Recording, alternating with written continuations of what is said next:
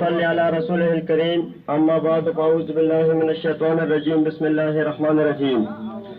ډیر عزت مات صوبائی چیرمن محترم سکندر حیات خان شیرپو او د هغه سره راغلي درانه ملګري شکیل احمد ایڈوکیټ ماجد خان ترکزی او جنرل سیکرټری طلحه تسلیم او د خپل کلی ډیر درانه معزز مشرانو ته په جمع هرکلی وایو.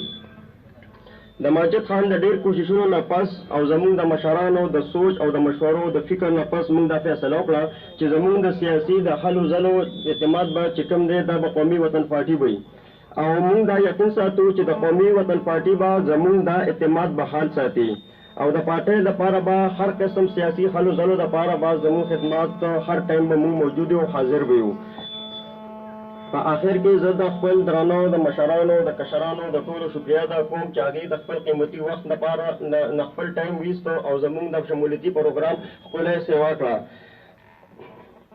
په آخر کې زه ستاسو ټولو یو ځل بیا شکریا ادا کوم. ستاسو په راتګ باندې زموږ د پروګرام چې کومه ښکلا وه هغه ډېره زیاته سیوا شوه.